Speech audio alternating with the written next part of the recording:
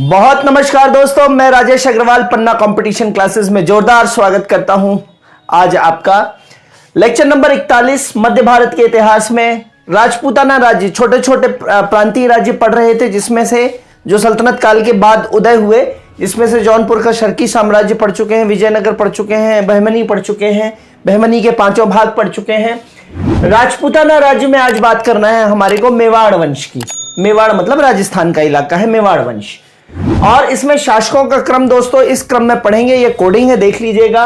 बप्पा जय रखी हूं मोकू, ऐसे तुलसीदास की रामचरितमानस के जैसे कुछ बनाया है मैंने।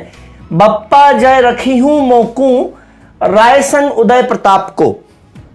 बप्पा जय रखी हूं मोकू मतलब बप्पा, गणपति बप्पा, बप्पा जय रखिए, मेरी जय हो जाए। जय रखी हूं, जय रखिए, मोकू मतलब मेरी।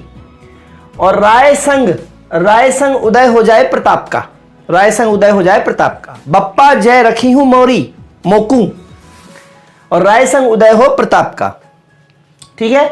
मेवाड़ वंश का इंट्रोडक्टरी भाग क्या है दोस्तों? गहलोत वंश के अंतर्गत मेवाड़ एक प्राचीन राजवंश था। गहलोत, अभी राजस्थान के मुख्यमंत्री कौन है दोस्तों? अशोक गहलोत, तो बस वही वंश है। तो गहलोत वंश के अंतर्गत मेवाड़ एक प्राचीन राजवंश था। पहली बात, इस मेवाड़ की जो राजधानी थी, इसकी राजधानी जो थी दोस्तों वो थी नागदा। राजधानी क्या थी? नागदा, जो आजकल मध्य प्रदेश में स्थित है, उज्जैन में नागदा थी। और मेवाड़ का प्रसिद्ध हिस्सा जो था चित्तौड़ था। मेवाड़ का प्रसिद्ध हिस्सा क्या था? चित्तौड़। तो मेवाड़ का एक भाग था, प्रसिद्ध भाग था चित्तौड़, जैसे आज की डेट में एमपी का इंदौर है, सपोज, ऐसे याद कर सकते हैं, है ना। राजस्थान या मेवाड़ का चित्तौड़ जैसा है, वैसे ही मध्य प्रदेश का इंदौर है। तो चित्तौड़ की तुलना इंदौर से कर सकते हैं, मध्य प्रदेश का इंदौर। ठीक है। अब ये मेवाड़ वंश का इंट्रोडक्टरी भाग हो गया कि गहलोत वंश के अंतर्गत मेवाड़ जो है प्राचीन राजवंश था। और गहलोत वंश के राजा कौन कौन है तो ध्यान देंगे, बप्पा जय, ये जो है ये गहलोत राजवंश के हैं। इनफैक्ट जो है हमीर देव तक, ये 4 ध्यान दीजिएगा, बप्पा जय, रतन सिंह और खिजर खां तो अलाउद्दीन का ही हो गया जी। तो ये तीन जो हैं ये गुहलात वंश के हैं। और फिर हमीर देव से, है ना, सॉरी,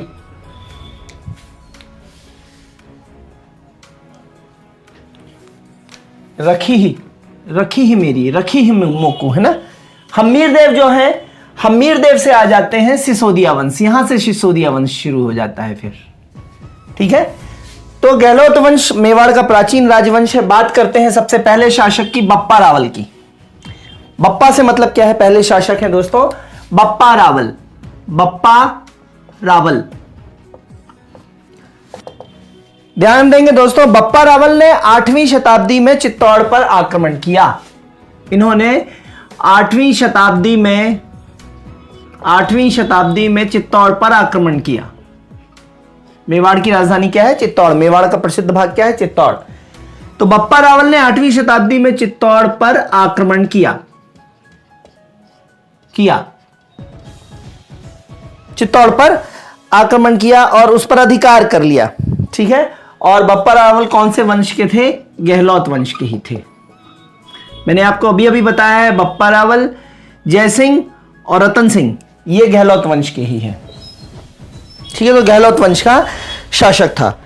शुरुआत में मोहम्मद बिन कासिम का आक्रमण जो 712 में हुआ था, तो शुरुआती मोहम्मद बिन कासिम के आक्रमणों को इसी ने रोका था। मोहम्मद बिन कासिम के आक्रमणों से मेवाड़ को इन्हीं ने बचाए रखा था। तो ये ध्यान रखिएगा, मोहम्मद बिन कासिम का टाइम भी यही है। सो मेवाड़ वंश के संस्थापक कौन हो गए दोस्तों? बप्पा रावल। अब दूसरे शासक की बात करते हैं जिनका नाम है जय सिंह। दूसरे शासक कौन है? जय सिंह। बप्पा जय, बप्पा हो गए। अब बात करते हैं जय की, जय सिंह। इन्होंने भी मेवाड़ को तुर्कों के आक्रमण से बचाए रखा। मेवाड़ को तुर्कों के आक्रमण से बचाए रखा, पहली बात जय सिंह ने। दूसरी बात, इनके समय इल्तुतमिश ने राजधानी नागदा पर आक्रमण किया। इल्तुतमिश ने नागदा पर आक्रमण किया और नागदा को जीत लिया। इल्तुतमिश ने जीत लिया। जयसिंह के समय तुर्कों के आक्रमण से तो जयसिंह ने बचा लिया, लेकिन दिल्ली में बैठा हुआ इल्तुतमिश ने नागदा पर आक्रमण किया और इल्तुतमिश ने जीत लिया और फिर नागदा को छत विछत कर डाला, एकदम नष्ट अव्यवस्था फैला दी नागदा में। इसीलिए इसके समय राजधानी जो है वो नागदा से चित्तौड़ लानी पड़ी। ये इंपॉर्टेंट पॉइंट है, राजधानी शिफ्ट। तो नागदा से राजधानी चित्तौड़ क्यों शिफ्ट हुई? क्योंकि नागदा को अस्त व्यस्त कर दिया था। किसने जीत कर दिया था दोस्तों? इल्तुतमिश ने। इसलिए जयसिंह के समय राजधानी नागदा से चित्तौड़ आई। ठीक है, तो ये ध्यान रखिएगा। फिर नेक्स्ट, इसी के बाद तीसरे शासक जो आ जाते हैं दोस्तों, राणा रतन सिंह। आपने नाम सुना होगा, पद्मावती मूवी देखी होगी, शाहिद कपूर उसमें हीरो थे, राणा रतन सिंह बने हुए। तो राणा रतन सिंह जो है वो तीसरे शासक हैं। अलाउद्दीन खिलजी ने 1303 में अलाउद्दीन खिलजी ने एग्जैक्टली अलाउद्दीन खिलजी की तरफ से किसने? खिज्र खान ने मेवाड़ पर आक्रमण किया। अलाउद्दीन खिलजी के सेनापति खिज्र खान ने मेवाड़ पर आक्रमण किया और अंततः रतन सिंह मारे गए। रतन सिंह परास्त, खत्म बात। तो रतन सिंह परास्त हो गए। तो ये मेवाड़ का शासन अलाउद्दीन किसको देके चला आया? मेवाड़ का राजा किसको बना दिया गया? खिज्र खां को। तो ये रा से मतलब रतन सिंह और खी से मतलब खिज्र खां। तो ये खी से जो मतलब आ रहा है ये खिज्र खां है। यहाँ पे ये खिज्र खां सॉरी। तो 4 हो गए, बप्पा रावल, जयसिंह, राणा रतन सिंह और खिज्र खां। खिज्र खां को कौन बैठा के गया है? किसके बिहाफ में खिज्र खां बैठे हैं?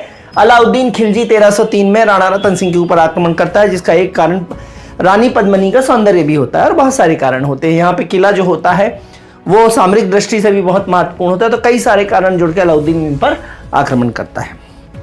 ठीक है, तो इस तरीके से दिल्ली सल्तनत में चला गया दोस्तों। राणा रतन सिंह के समय 3 शासकों के बाद खिज्र खां बैठ गए हैं दिल्ली सल्तनत के बिहाफ पे। कहां पे? मेवाड़ पर। अब ठीक है, और खिज्र खां बैठ जाते हैं, इसीलिए चित्तौड़ का नाम क्या पड़ जाता है दोस्तों? खिजराबाद। ये मैं पहले आपको बता चुका हूं अलाउद्दीन के समय। चित्तौड़ का नया नाम खिज्र खां के नाम पे क्या पड़ जाता है? खिजराबाद। तो ये याद रखना है। फिर अब जैसे ही खिलजी वंश का पतन होता है, दिल्ली सल्तनत में दिल्ली में बैठे हुए खिलजी वंश का जैसे ही पतन होता है, तो उस पतन या अव्यवस्था का लाभ उठा के ये मेवाड़ी फिर से उदय कर लेते हैं।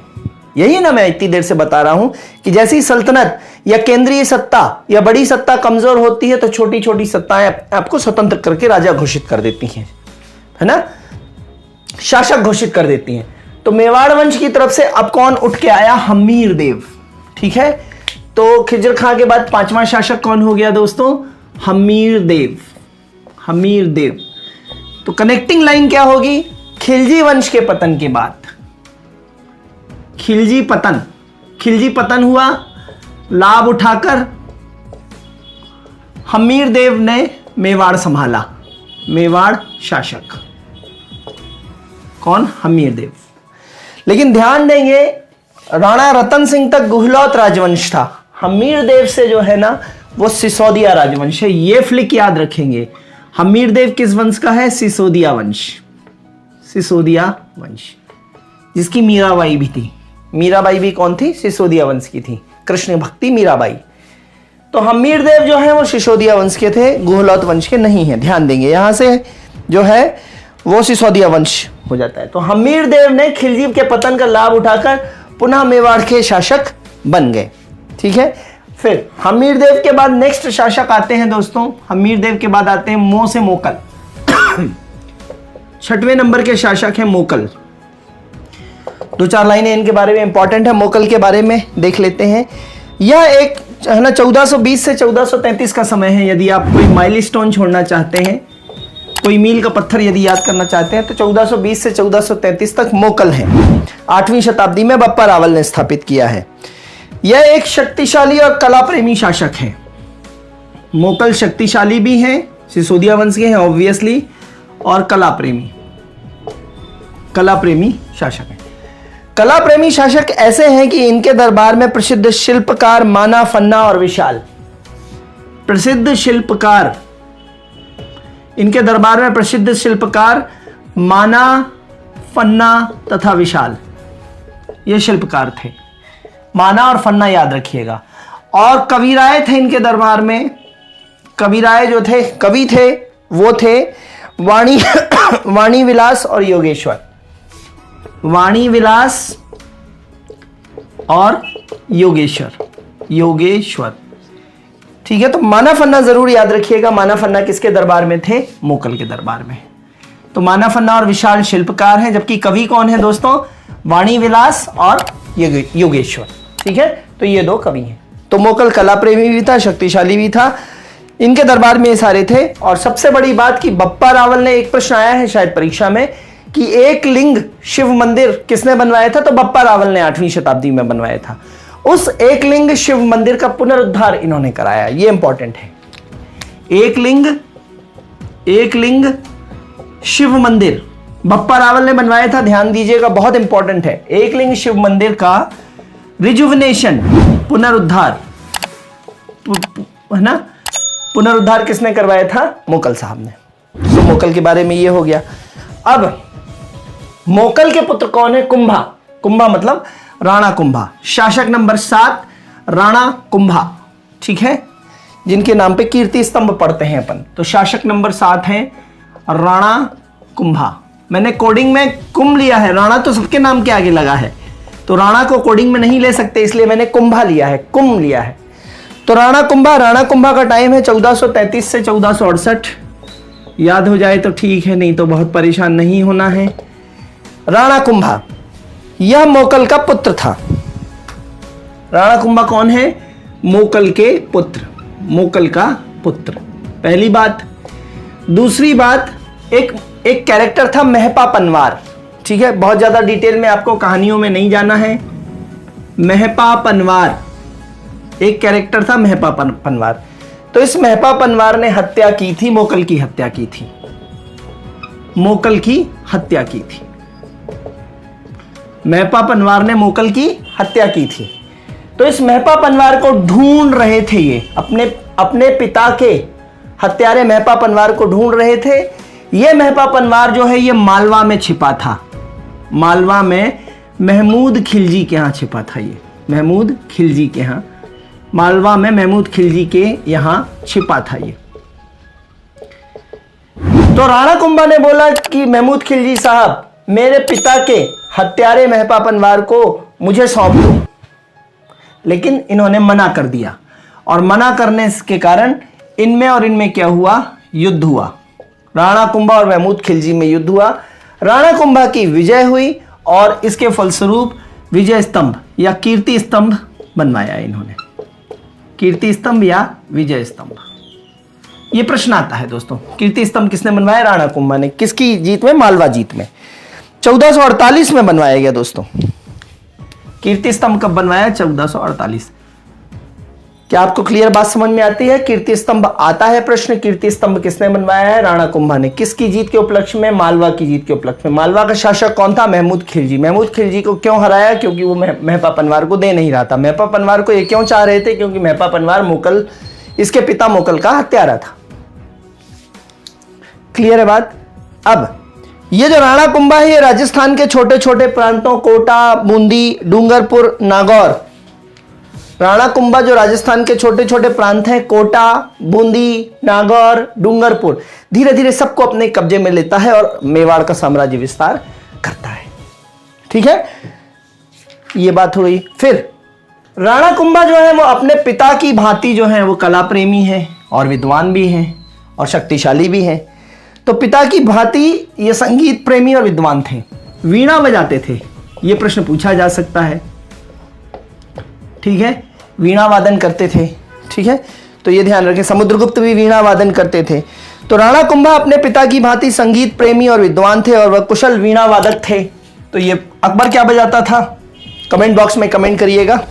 ठीक है, इन्होंने संगीत के कई ग्रंथ लिखे हैं, सीगत राज, संगीत के कई ग्रंथ हैं इनके, इन्होंने ही लिखे हैं राणा कुंभा ने। सीगत राज, सीगत राज, सीगत राज के बाद है संगीत मीमांसा, संगीत रत्नाकर, सीगत राज, संगीत मीमांसा, संगीत रत्नाकर, संगीत रत्नाकर। ठीक है, बहुत ऐसे इंपॉर्टेंट नहीं है। और सुप्रबंध, सुप्रबंध, ये सारे संगीत से संबंधित ग्रंथ किसने लिखे हैं, राणा कुंभा साहब ने स्वयं लिखे हैं। ठीक है, फिर जयदेव के गीत गोविंद पर एक टीका भी लिखी है। जयदेव की गीत गोविंद है ना दोस्तों किताब, जयदेव की बुक का नाम क्या है, गीत गोविंद पुस्तक, और गीत गोविंद पर टीका लिखी है इन्होंने, किस नाम से, रसिक प्रिया। हालांकि रसिक प्रिया किसकी किताब है, केशव दास की किताब है रसिक प्रिया। ठीक है, तो ये रसिक प्रिया, लेकिन यहां पे टीका के रूप में रसिक प्रिया है। किस पे टीका है, जयदेव की कौन सी पुस्तक है दोस्तों, गीत गोविंद। तो इन्होंने ही लिखी है राणा कुंभा ने। फिर मेवाड़ के कुल 84 में से 32 किले अकेले इन्होंने बनवाए थे। मेवाड़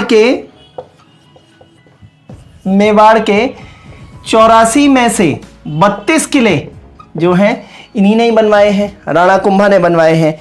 जैसे कुंभलगढ़ का किला, अचलगढ़ का किला है ना, ये सारे मंदिर, इमारत, सराय, मंदिर, इमारत, सराय, ये सारी चीज भी इन्होंने निर्माण कराए। तो काफी बहुत ज्यादा इंपॉर्टेंट शासक हैं राणा कुंभा। अब होता क्या है कि 1473 में इनकी हत्या कर देता है इनका ही पुत्र उदय सिंह। महाराणा उदय सिंह नहीं बोल रहा हूं मैं, महाराणा उदय सिंह बाद में आएंगे। महाराणा उदय सिंह जो है वो महाराणा प्रताप के पिता हैं, सिर्फ इनका पुत्र था उदय सिंह। तो पुत्र उदय सिंह 1473 में इनकी हत्या कर देता है। सन्नी याद रखना है, उदय सिंह द्वारा हत्या, तो ये ध्यान रखना है, नालायक पुत्र हैं ये, उदय सिंह द्वारा हत्या। ठीक है, और उदय सिंह का काफी विरोध होता है इसके कारण, जिसके कारण इसके छोटे भाई, इसके उदय सिंह के छोटे भाई रायमल को गद्दी मिल जाती है, रायमल। ठीक है, तो राणा कुंभा, और राणा कुंभा को मार किसने दिया, उनके पुत्र उदय सिंह ने, और उदय सिंह के बाद किसके पास आ जाती है गद्दी, रायमल के पास। तो अब देखते हैं रायमल। ठीक है, रायमल 1473 में हत्या हुई है, तो 1473 से देखते हैं दोस्तों, 1473 से 1509 रायमल। नेक्स्ट शासक 1 2 3 4 5 6 7 8 रायमल। रायमल कब है, 1473 से लेके 1508 तक। ठीक है, इनफैक्ट 1509। रायमल का समय कुछ खास नहीं है, शांति प्रिय टाइम है, सब कुछ सेट हो चुका है, तो शांति प्रिय समय है। और इसकी मृत्यु के बाद जो है वो राणा सांगा, संग मतलब राणा सांगा, तो 9 नंबर पे इसकी मृत्यु और मृत्यु के बाद राणा सांगा गद्दी पर बैठते हैं। राणा सांगा, या इन्हीं को बोलते हैं राणा सॉरी राणा संग्राम सिंह। राणा संग्राम सिंह गद्दी पर बैठते हैं। राणा सांगा का समय जरूर याद करिए, 1509 से 1520 तक, 1509 से 1528 तक राणा सांगा का समय है, या राणा संग्राम सिंह। ठीक है, इन्होंने 3 अभियान चलाए हैं दोस्तों। मालवा जीता है, गुजरात जीता है, मालवा जीता, गुजरात जीता, और दिल्ली पे भी अभियान चलाया, दिल्ली पर अभियान चलाया, जीत नहीं पाए। ठीक है, राणा सांगा की लड़ाई जो होती है, एक है खतौली का युद्ध, ये ध्यान रखिएगा, खतौली का युद्ध। खतौली का युद्ध दोस्तों जो होता है वो 1517 में होता है ना। इसके साथ क्या है, खातौली राई, खातौली राई, इसका कोडिंग क्या हो जाएगा दोस्तों, खातौली राई, राई मतलब सरसों। तो पूछ रहे खातौली राई, तुमने राई खातौली, तो खातौली राई। तो खतौली का युद्ध किस किस के बीच हुआ है दोस्तों, राणा सांगा और इब्राहिम लोदी के बीच। तो खतौली का युद्ध किस किस के बीच हुआ है, राणा सांगा वर्सेस इब्राहिम लोदी, इब्राहिम लोदी, जिसका बाबर के साथ भी युद्ध होगा बाद में। ठीक है, तो खतौली का युद्ध आप याद रखिए 1517 इसी का टाइम पीरियड है। और 1517 में खातौली राई, राणा सांगा और इब्राहिम लोदी के बीच हुआ। विजय किसकी होती है, इब्राहिम लोदी की इसमें विजय होती है। ठीक है, तो ये ध्यान में रखना है। फिर खानवा का युद्ध होता है राणा सांगा और बाबर के बीच में 1527 में। खानवा पान खा चल घर, ये मैं बाबर के समय बताऊंगा आपको। तो बाबर के साथ युद्ध होता है और बाबर जीत जाता है यहाँ पे। बाबर जो है वो जीत जाता है और यहाँ पे मेवाड़ खत्म हो जाता है। हालांकि मेवाड़ पर पूर्णतः अधिकार तो जहांगीर के समय ही होता है, ये ध्यान रखिएगा। अकबर के समय भी नहीं हो पाता। इनफैक्ट मेवाड़ पर पूर्ण अधिकार कब होता है दोस्तों, जहांगीर के समय। लेकिन यहाँ पे अगर बात करें तो मेवाड़ यहीं पे खत्म हो जाता है 1527 में, बाबर जब खानवा के युद्ध में राणा सांगा को हराता है। ठीक है, और राणा सांगा के बाद फिर आते हैं कौन, राणा सांगा के बाद आते हैं उदय सिंह, महाराणा उदय सिंह। और महाराणा उदय सिंह के बेटे का नाम क्या होता है, महाराणा प्रताप। और महाराणा प्रताप तक ही पढ़ेंगे जिन्होंने घास की रोटियां खाई हैं अकबर के उससे। और फाइनली फिर जहांगीर के समय मेवाड़ पूरी तरीके से दिल्ली बादशाहत में मिल जाता है, मुगलों में मिल जाता है। तो यहां पे जो छोटे छोटे राज्यों का उदय है, यहां पे खानवा के युद्ध के बाद ही मेवाड़ खत्म हो जाता है बाबर के समय। ठीक है दोस्तों, तो पूरी कोडिंग पूरा थ्योरी जो है इस कोडिंग पे आधारित है। यहाँ पे रह कौन कौन गए हैं, उदय, महाराणा उदय सिंह और महाराणा प्रताप। तो इनकी चर्चा अपन जाके करेंगे अकबर के समय, क्योंकि अकबर से संबंधित पर्सनालिटी है, अकबर से ही युद्ध है महाराणा प्रताप के।